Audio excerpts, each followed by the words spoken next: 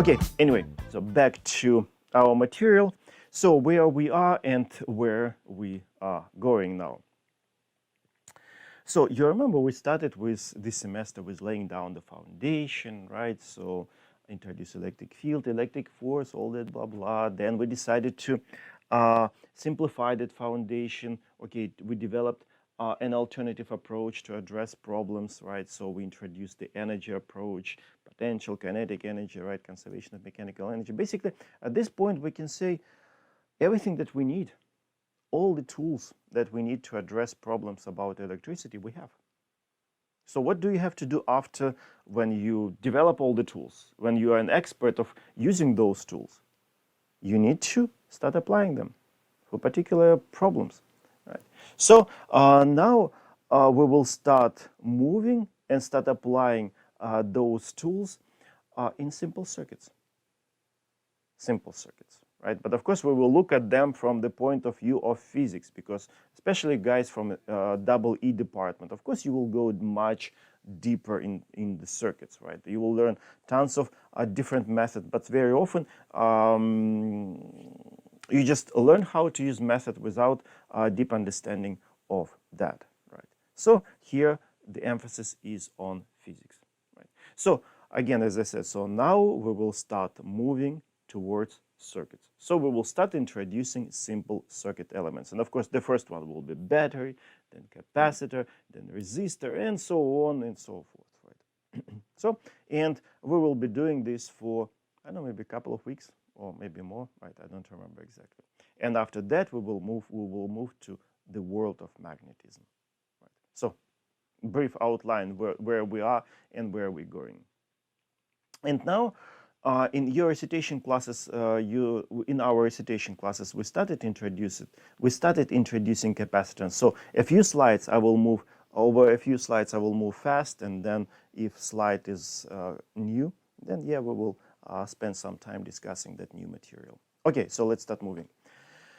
It's chapter 26, all right, and we discussed that in our recitation class. We added additional property of a conductor in the electrostatic equilibrium. So now we derived, in your recitation instructors did that for you, that electric potential inside of a conductor is constant, and the surface of any piece of a metal is equipotential surface, right? Okay, so you derived this, you discussed that. Then, okay, now the first element. Without this element, of course, we cannot drive any circuit. So we need to discuss how we can create the potential difference, right? So battery. Right? Of course, the world of batteries is gigantic, right? And I'm not an expert to discuss all possible batteries, right? So we just need to discuss some basic idea what happens in a battery. Okay, so what do we have here? Simple, sort of like a container, a jar, filled with some aggressive acidic solution, right? Then you'll take two electrodes. Of course, you have to properly choose the material. And let's say one electrode here, this electrode is zinc, made of zinc, and this is made of carbon. You put them in, and of course, this aggressive solution starts interacting with atoms of these electrodes. Let's start with zinc. So of course, this molecule start interacting with atoms of zinc, dissolving them. And while those atoms are dissolved, okay, let's talk about one atom. When it's dissolved, right, that atom of zinc leaves behind two electrons. Of course, some chemical reaction happens, right? So I still don't like chemistry since high school. Right? So we're not going to discuss the chemical reaction, right? But basically, during this process, right, at a doubly charged atom of zinc is created. And you remember the lecture number 1 when we called these positively charged atoms as positive ions. Okay, that's an example of a positive ion, doubly charged atom of zinc. Right? And again, why is it doubly charged? Because, as I said, it leaves behind two electrons. Okay, so now this free atom of zinc start wandering around like a hobo, right? And of course, sooner or later, it will come to the vicinity of this, close to this carbon electrode. And carbon electrode, right, see this poor creature, right, with lack of electrons. And carbon electrode is very generous. It can easily give electrons. So you need one, here's one. You need two, here are two electrons for you. So when this atom of zinc comes to this electrode, it can easily attract two electrons. Two electrons from this electrode will jump on that atom of zinc. Atom of zinc becomes neutral and will go to the bottom, right, of this construction. But when two electrons jump on atom of zinc, of course, this electrode become slightly positively charged. So two electrons were left behind over here. So this electrode is slightly negatively charged. This electrode will be slightly positively charged. But of course, we understand that this chemical reaction happens to, at the same time, to gazillion number of atoms of zinc. So it means that, and each of those atoms will leave two electrons here and take two electrons from there. So as a result, this electrode will be significantly charged, but negatively, and this electrode will be positively charged. Right. So, and then of course, now we have potential difference, right? And you can connect wires and you can use it to drive circuits, a circuit, right? Okay, that's a basic idea of how a battery works, right? From the sort of, in philosophical words, we can say that, okay, a battery is an element which converts energy of chemical reaction into electrical energy, right? Okay, so that's the battery. And now, after this short introduction, we can sort of legitimately start using batteries in our circuits. And of course, the element or circuit element in the circuitry, a battery is presented by two bars. One is the longer one represents the positive electrode. The shorter one represents the negative electrode. Well, of course, you're familiar with that symbol. Okay, then, all right, after this, we need to introduce capacitance. And we've done it in your recitation classes, right? So your recitation instructors did it for you. So first of all, what's the role of a capacitor? Its role, it allows us to save energy, to store energy in the form of the electric field, right? Okay, so again, we discussed it, so I will move faster. Then we also introduce definition of capacitance. So if you have two electrodes, positive electrode and negatively charged electrode, so then, and of course there is a potential difference, then by definition, capacitance is introduced as the ratio of charge versus the potential difference, right? And then, since capacitance is used a lot by technicians, engineers, experimentalists, right? So it makes sense to make their life slightly easier, and it makes sense to introduce this special unit, farad. And what is inside of the farad? Coulombs divided by volts, right? Okay, again, we discussed that in our recitation classes, right? And basically in my recitation class, that's where I stopped, right? And so now, this is definition of capacitance in general. So you can apply it to find capacitance of any capacitor. Parallel plate capacitor, grab this formula, apply it, you can find capacitance. Spherical capacitor, it's when basically you have one sphere concentric with the other one of a larger diameter, and between them there is a dielectric. Spherical capacitor. Or cylindrical, one small cylinder, around that smaller cylinder there is a bigger one, all right, and between them some dielectric material. Cylindrical capacitor. So this can be applied to find capacitance of any device. You can try to find capacitance of me, right? You can find capacitance over a piece of wire. Even piece of wire has small amount of capacitance, right? Okay, so, but of course, since in our class we use a lot parallel plate capacitor, So we need to apply this formula to find a formula for a parallel plate capacitor. Right? Okay, so let's assume that we have a parallel plate capacitor, negative electrode, right? You see, negative electrode here, positive electrode, minus Q, plus Q. And again, every time in a capacitor, absolute value of charge is exactly the same on the electrodes. But of course, on one charge is negative, on the other one charge is positive. Because how do we charge a capacitor? We just basically take electrons from this electrode and move them to this one. As a result, this will be positively charged, this will be negatively charged, and absolute value of the charge will be the same. Right? Okay, so then, of course, there is an electric field, the spacing between the electrodes, let's say D, and the definition of capacitance. Yeah, of course, area also, A. Area of the plates. And the definition of capacitance, C equals Q over delta V.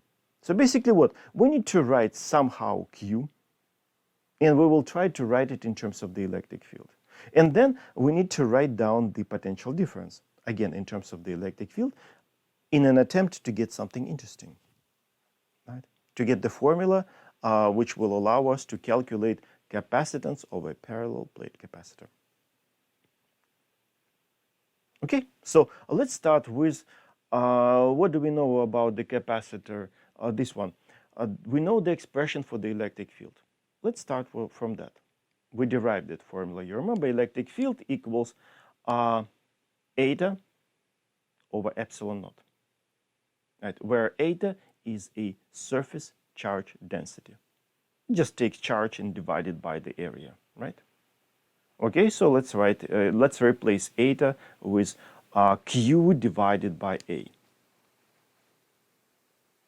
Okay, so as a result, Q will be upstairs, and downstairs we have A and epsilon naught. Okay, so that's what we have. And now what we want for our formula, we need Q. So let's solve it for Q, this Q. So Q will be equal epsilon naught A and times E, times this electric field. Okay, that will be the expression for the charge for our definition of the capacitance. Okay, and now downstairs, what about delta V, potential difference across this capacitor?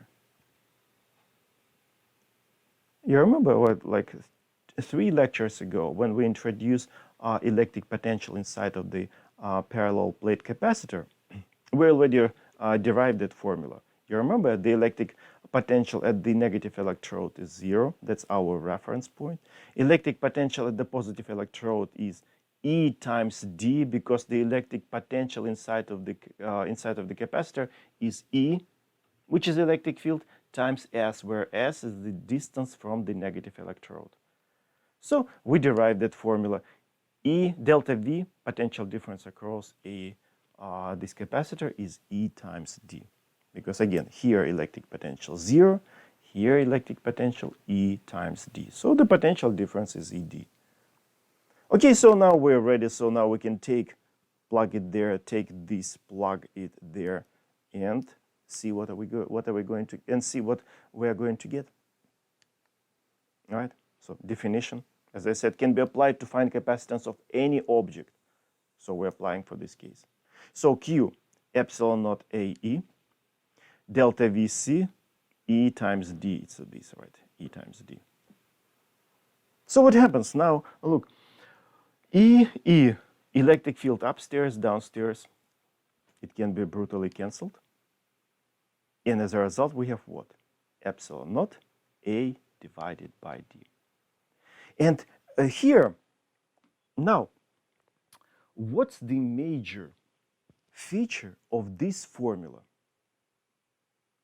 Major feature of this formula. Does it depend on the electric field? Electric field was brutally cancelled over here, right? Does it depend on the potential difference across the capacitor? No. Does it depend on what else? On charge? No, nothing. Not a single electric quantity is involved in this formula. So what is involved in this? Epsilon naught. What does epsilon naught describe? Of course, it's a universal constant, right? You remember the value, right? If you remember. Basically, the idea of epsilon naught, it's a constant which describes electric properties of what? Of a vacuum. Basically, this constant epsilon naught tells us that this capacitor is filled with, okay, not filled, the spacing, that there is a vacuum between the electrodes, right? Of course, if you fill it with some dielectric material, of course, this epsilon naught will be transformed to a different constant epsilon, which can be found in a reference book. Open the book, right? So, okay, this material, okay, so this is the epsilon. But since we use vacuum all the time, so we have epsilon naught. So basically, this constant tells us which material is between the electrodes. Then A, area of the plates, geometry. D, spacing between the plates, geometry. So basically, capacitance depends only on the geometry and the material between the plates, not a single electric quantity. So that's why if you build a capacitor somewhere in your garage, right, or in your kitchen, right, so you can measure A, you can measure D, you know epsilon naught, you can calculate and you can label capacitor. Okay, capacitance is, I know, 5 microfarad. Because it doesn't matter how much, what's the potential difference across, or what's the charge, right? Capacitance is going to be exactly the same. Of course, we're talking about the normal values of potential difference, because you can, for any capacitor, you can apply gigantic potential difference. You can just damage it. Of course, we're talking about normal values of potential difference, charge, right, within the working range of the capacitor. So we're not damaging anything, right? So within the working range, capacitance does not depend on the electric parameters, electric quantities. It depends only on the geometry. If you change geometry, right, of course, the capacitance will be different. Right? So the major feature of this, that it depends only on geometry. And that's why, like in old days, if people would go to Radio Shack, right, so there are capacitors, right, so you can take it and it's labeled, okay, so this capacitor is 5 nanofarads, this is 5 picofarads, this is, I don't know, 3 nanofarads, right? That's why we can label them, because because it doesn't depend how you use them, right? It depends only on geometry. That's the major feature. Right. Okay, yeah, that's what I wanted to say about this. And yeah, I was thinking something else I wanted to mention. In a few classes, we will introduce resistors, and then inductors. Lots of similarities between these 3 elements: capacitor, resistor, and inductor. And one of those similarities that we will derive the expression for the resistance, right, and then for inductors, and every time all those formulas will depend only on the geometry. Right? Again, when we get to the resistor and inductor, I will remind you about this, right? Lots of similarities between those 3 elements: capacitor, resistor, and then inductor. Okay, so now let's play with this formula. Let's say you want to, increase, for example, the capacitance of your element. So what can be done? Of course, you can fill with dielectric material. You can reduce the spacing between the plates, but of course, reducing the spacing is kind of dangerous because you can create a spark, right? You can damage, right, easily. But so the easiest approach is just to increase the area. Somebody's mic is on. So we can increase the area of the plates. But of course, if you increase the area of the plates, like in old days, then your capacitor is not going to be compact. Your radio or TV would be gigantic in this case, right? So what people used? So they created a they started using rolls. Basically, like if you take one metal foil, the second metal foil, and put between the thin layer of dielectric materials, and then roll it. Large area, and the device is still reasonably compact. That's why most of the capacitors has this cylindrical shape. You see cylindrical shape. Because it's basically a roll. If you open this up, if you tear it apart, you will see basically two metal foils, right, and with the dielectric material between them. Right? Just in order to increase or design capacitance. Okay, then another example of where capacitors are used, right? Shame on me, but before I started teaching this physics too, I didn't know that keys on a keyboard, right? Their work is based on the work of a capacitor. Guys, somebody's mic is on. Let me find it and mute. Akatsu? Yeah, I see it. Right. Okay, I think I muted. Yeah. I didn't know that is basically all these keys are basically tons of capacitors. So you see there's a key which is rigidly attached to the to this top plate, which is, I don't know, let's say positive electrode, and the bottom plate, which is, let's say, a negative electrode, and between them dielectric material, some kind of spongy material. So if you press, spacing gets reduced, capacitance gets changed, and of course the circuit can easily detect that capacitance has been changed at that key. So it will display it will show on the display letter A. Wow. All right, live and learn. All right. And of course, capacitors are everywhere. Now, okay, I need to switch to my presentation. All right. Okay, now, this is not the question for polling. The next one will be for polling, right? So this is just I want to discuss. But in our normal classes when we are at school, yes, I use all these as clicker questions. What do we have here? We have a power supply, basically battery, which provides 2 volts of potential difference. And this battery is connected to these 2 electrodes. And we know the charge on both of these electrodes. 4 nanocoulombs positively charged, minus 4 nanocoulombs negatively charged, and the potential difference. So the question is, what is the capacitance of this capacitor? Capacitor is this electrode plus that electrode. What's the capacitance? Trivial, just definition of capacitance. C equals Q over delta V. 3 parameters. So charge is given. And again, some students get confused. They ask me sometimes, so which charge should we use? Because here we have negatively charged electrode, positively charged. They think, should we add them or subtract them, or which charge should we use, this one or that one? No, just the absolute value of a charge of one of these electrodes. Or think just simply, charge over positive electrode only, right? Divided by the potential difference. Because that's how we introduce it. That's what capacitance by our definitions.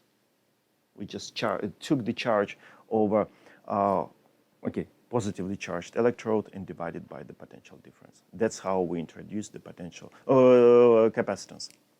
Right.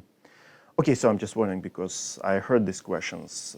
I hear that question from time to time, so I wanted to tell you that. So by definition, Q is 4 nanocoulombs, 10 to the power of minus 9, it's nano, right? And divided by the potential difference, which is provided by this power supply. So the potential difference between that electrode and that electrode, 2 volts. So 4 nanocoulombs divided by 2 volts, it will be 2 nanofarad. Again, units of capacitance, farad. Okay, so this is a trivial question. I didn't want to poll it. But the next one, yes. I like this question. and I created a poll in the chat. I can still see it, right? So please use that poll. So what do we have here? We have two steps in this problem, and it's not a conceptual test. It's basically simple, okay, reasonably simple two-step problem. It's not conceptual. But anyway, still, let's call it conceptual. So we have a parallel plate capacitor. Originally, of course, there is a D, A, right, area spacing. Originally, it is connected to a 400-volt battery. So you wait for some time, so capacitor is charged. So there is a potential difference between across the capacitor. It's charged to some charge Q. Then, next step, you cut the cords and take this battery and remove it. Right? Just remove it from the picture. So now capacitor is no longer connected to a battery, to the battery. And then you'll put a rubber gloves and grab your plates and double the spacing. So again, first you charge a capacitor with the battery, then you disconnect the battery, and then grab the plates carefully and double the spacing. What will happen to the potential difference across a capacitor? Okay, think. I will give you a minute, and of course you will need the formulas, right? So we need to remember definition of capacitance, and of course inside of this capacitance there is a geometry. There's some information. There's some information. Oh, excuse me? Are there troubles?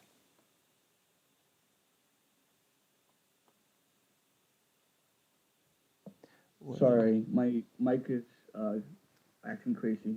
Sorry. Your mic. Okay, sorry. Right.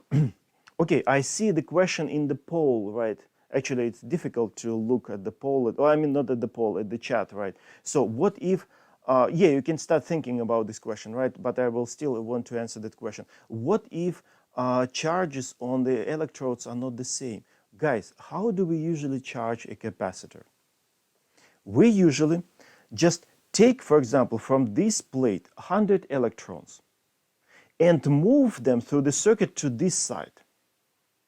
As a result, this will be positively charged with plus 100, plus charge of 100 electrons, and this will be charged with minus charge of 100 of electrons, right? So we just moved the charge from one electrode to the other one. As a result, every time we have exactly the same charge in absolute value on the electrodes. So plus 1 coulomb, minus 1 coulomb, minus 5 coulombs, plus 5 coulombs, right? Because we moved this charge from this electrode to that one, and of course, as a result, they will have exactly the same amount of charge, right? So the way we run capacitors, we cannot have different charges. I just saw the question in the chat, so I decided, yeah, it's important to address that. Right, and back to this. So the poll is in the chat, right? It just what I can see it. It's in front of me, and it's not that high. I mean, it wasn't. It did not run away somewhere, right? And I can see you use it. No one believe in A. Some people believe in B. Significant amount of people believe in B. Some believe in C. D is not popular. E completely ignored. E is ignored completely. Right. Yeah, it's usually distribution of answers is quite wide. So I'm not surprised that there is a distribution of answers.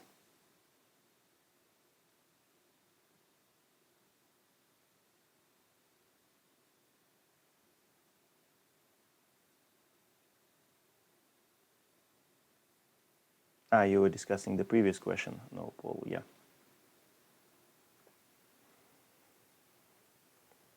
Yeah, the code is over there, you see, right? Attendance code, right?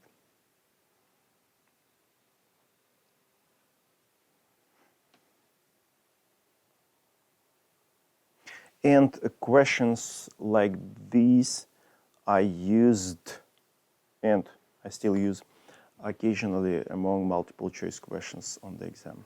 Right.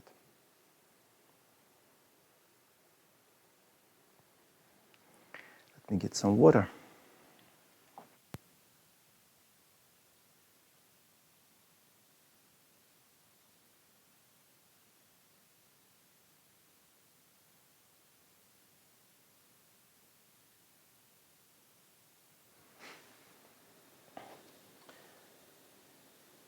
Okay, it looks like no more answers. Okay, it looks like, yeah, we've reached saturation, so number of answers are not increasing. Okay, so now let me discuss it. So first of all, I want to tell you that whenever you want to analyze a capacitor, every time you have to think about three parameters. C, let me switch to my slides. Okay, C, like that's what we have in this definition of capacitance. C, Q, delta V. You see, every time, if you know capacitance of a capacitor, if you know charge on a capacitor, in a capacitor, and if you know potential difference, basically you can say you know everything about a capacitor. That's what it means analyzing a capacitor. You need to know these three parameters, which are involved in the definition of capacitance: C, Q, delta V. All right. Then again, in a few classes we will introduce resistance. And again, analyzing a resistor, it means that we will have to analyze three parameters. Then when we get to inductors in the world of magnetism, again there will be three parameters. I don't know what's so special about this number of three, but it reminds me like that the Christian doctrine of the Trinity, right? The Father, the God, and the Holy Spirit, right? And the same here, right? Sort of every time three parameters, defining this, analyzing that, analyzing this, right? Okay, so, and of course we need to remember that inside of C there are plenty of geometry. So now let's start discussing these three parameters. We need to get information about delta V, so that will be our last step most likely, right? Then C will definitely change during these transformations, because when we pull the plates apart, we changed the geometry. So C will change, right? We will discuss it in a second. Now let's first discuss charge. What happens to the charge when we pull the plates apart? Before, I usually discuss this in our recitation classes, and this time I decided to discuss it in a lecture. Right, again, look, we charged a capacitor. Then we disconnected the battery. So, and then we pull the plates apart. What happens to the charge inside of the capacitor? Very often, some students, okay, actually most of students, don't see immediately what happens to the charge. Sorry. So as a result, I give usually this analogy. Imagine, for example, I know, a beautiful ocean liner somewhere in Miami, ready to set sailing, right? And first it is connected to the shore, right? So there is a bridge. So people can go on the ship, can go back to the shore, right? So number of people in the ship can change. But let's imagine that 1,000 people went on board, right? So 1,000 people on a ship, and that ocean liner went sailing, I don't know, to Caribbean islands or whatever, right? Whatever. And so if I made these assumptions, let's assume that none of those passengers are good swimmers. And if they don't have any bad ideas, right? I don't want to use the word, I don't want to get in troubles, right? All right, so, and if I made those assumptions, and if I ask you, what will be a number of people on that ship after 1 day of the trip? Obviously, 1,000. After 2 days, the same 1,000. After 3 days, again, exactly the same 1,000 people will be on the ship. Maybe because basically they're trapped. They cannot get out of there, right? Maybe they want to get out, right? Let's say they get into a storm, right? So they feel sick, right? They puking, right? So they want to get out, but there is no way out because they're trapped on the ship, right? So what's the difference between those passengers on a ship, on that ship, right? On that vessel, on that ocean liner, and the electrons in this capacitor? Exactly the same story. First, when the capacitor was connected to the battery, so electrons can come and go because, okay, they can come to the capacitor from the battery, or they can go back if they want, if you change conditions. But once you disconnected the battery and remove it, now all those electrons are trapped, all the charge is trapped in the capacitor. And when you start pulling the plates apart, maybe for them it's like being in a storm, right? They feel sick, they want to get out maybe, but no way out because now battery is disconnected. You are wearing rubber gloves, so they cannot escape even through you. So in this case, when the battery is disconnected, charge stays the same because they're trapped. They cannot get out. Right? So charge stays the same. So in this case, we don't have to prove. Yeah, you can use these justifications to justify. So in this case, charge is constant. Right? Oh, I mean stays the same. Yeah, stays constant. Right?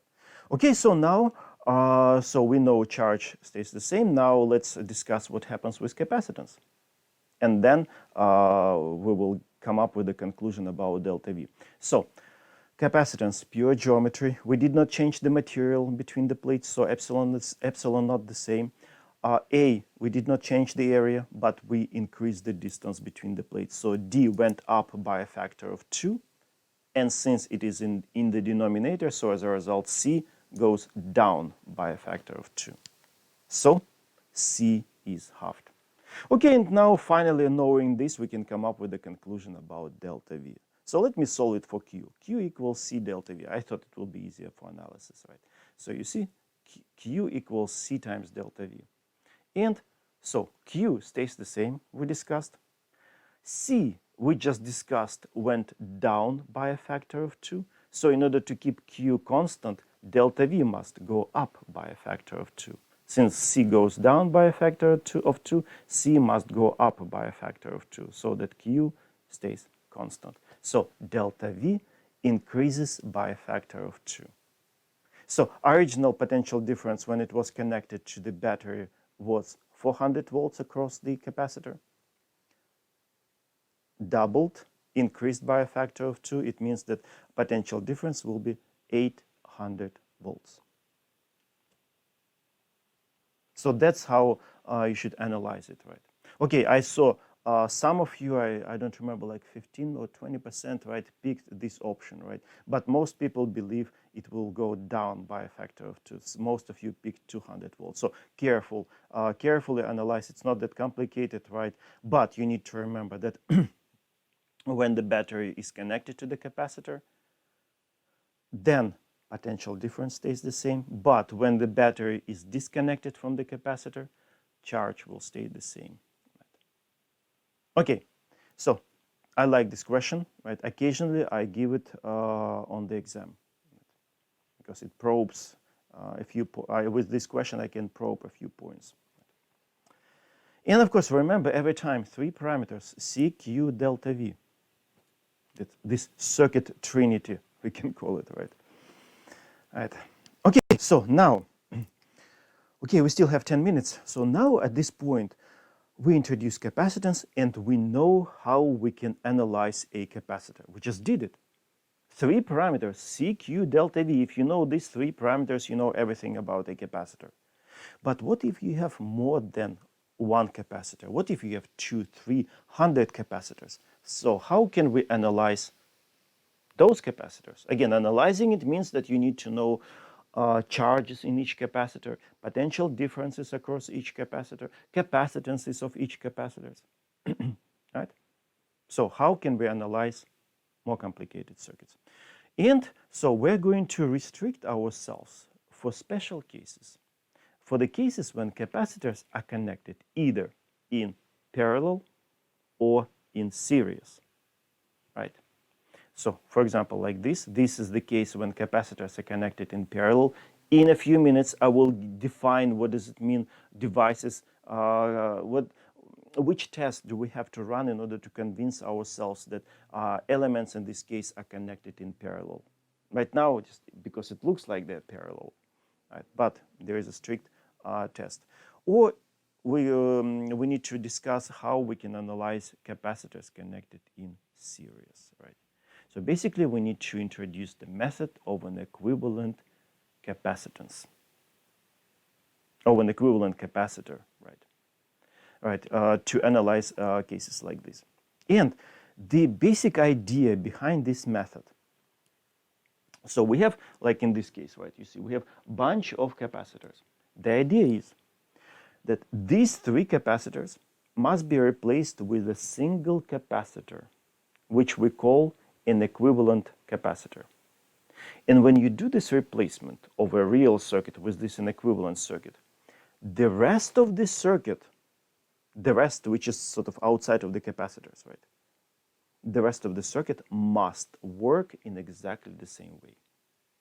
So in this case, if you replace these three capacitors with an equivalent capacitor, the rest of the circuit, in this case, it's a battery, must work in exactly the same way. So it provides the same potential difference.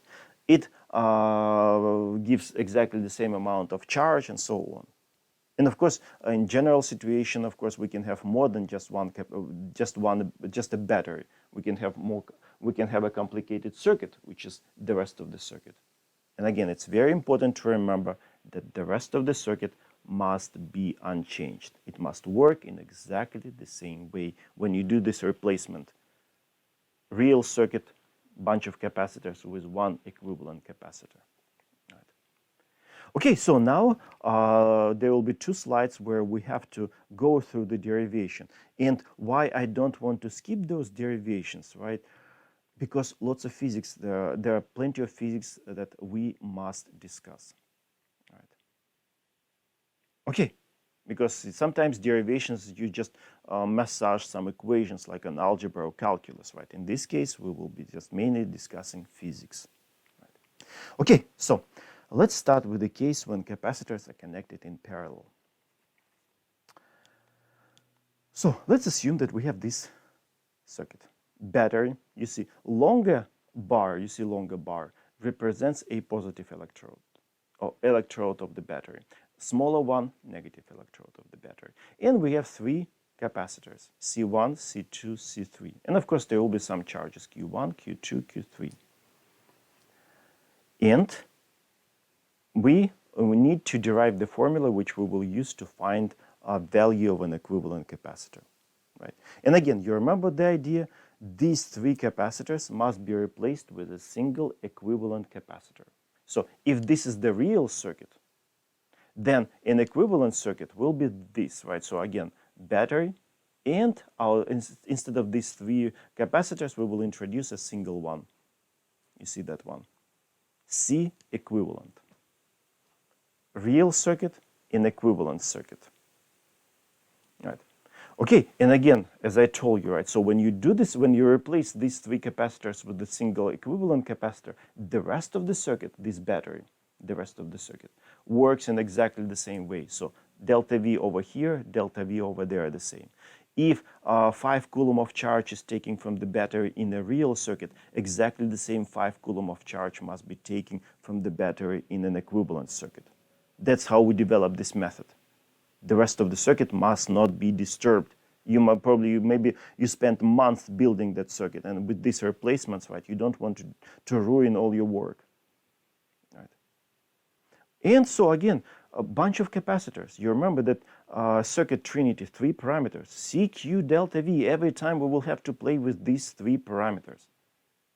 Capacitance, charge, and the potential difference across each capacitor. Okay, let's start analyzing them. All right, so again, we want to get the formula for capacitance. So C we will address at the very end. So we'll have to play with charge and the potential difference. And let me ask you, which quantity is the same for these 3 capacitors? Basically, we have only 2, Q and delta V. And usually students have no troubles telling me immediately. So of course, potential difference across these elements is exactly the same, right? Delta V is the same, right? But whenever I ask, can you justify? Sometimes students struggle. Let me try to justify this. So let's start from this positive electrode of the battery. Positive electrode of the battery is just a piece of metal. And you remember the property of a metal at the very beginning of this lecture? Electric potential is the same at all points, right? So let's assume that, for example, this is 10-volt battery. So this electrode is at plus 5 volts. This electrode is at minus 5 volts. So let's start with the plus 5. So each point inside of the electrode is at 5 volts. Then this wire, what is wire? It's basically, for electrons, it's a gigantic piece of metal. And that wire is soldered to this positive electrode. So now this positive electrode and this piece of wire all the way to capacitors is just one gigantic piece of metal. Piece of metal? What do we know about the electric potential inside of a piece of metal? It's constant. So all the way, so all these points in the wire are at 5 volts, all the way to these capacitors. Then these wires are soldered to this electrode of the capacitor now. Again, what is an electrode of the capacitor? It's again piece of metal. So this electrode with these wires and that electrode of the battery is just one gigantic piece of metal. So of course at the same potential of 5 volts. And the same, this electrode, that electrode. So pretty much all this left side of the circuit is at 5 volts. So it means that this electrode is at 5 volts, again plus 5. This electrode is at 5 plus, and this is at 5 plus, or at plus 5 volts. Right? And then I can give you exactly the same arguments for about this right side of the circuit, negative side. So again, minus 5. Here, all this wire again at minus 5. Again, this is a piece of metal again, minus 5, minus 5, minus 5. So all that right side of the circuit is at minus 5 volts. So as a result, let's look at the potential difference here. Plus 5, minus 5, 10 volts. Plus 5, minus 5, 10 volts. Plus 5, minus 5, 10 volts. So potential difference is exactly the same as across a battery. So potential difference across all these elements is the same, 10 volts. And basically that is the test that you have to run in order to convince yourself that elements, in this case capacitors, are connected in parallel. If under any conditions, it doesn't matter how much of voltage you provide, right? If under any conditions, right, potential difference across elements stays the same, those elements are connected in parallel. That's basically the test. All right. So potential difference stays the same, right? Is the same across these elements. And now we have to add additional piece of information, very important. So now we need to make a switch to this equivalent circuit. So here we have delta V, delta V, delta V, the same. And then you remember I told you that when you replace a real circuit with an equivalent circuit, the rest of the circuit battery must work in exactly the same way. So it means that this battery has exactly the same delta V as here. And this delta V is directly across this capacitor. It means that potential difference across our equivalent capacitor equals to the potential differences across capacitors connected in parallel in this case. All right, so I can add over here, where is it? Damn it. Here, delta V equivalent. So potential difference across equivalent capacitor equals to the potential differences across capacitors connected in parallel. All right. So this is important piece of physics which we will use. Why my alarm hasn't sounded? Okay, 1 minute over time, right? Let me quickly just glance over 1 minute, right? I just want to finish at least this slide, right? And then, of course, in our recitation classes, we will go over that.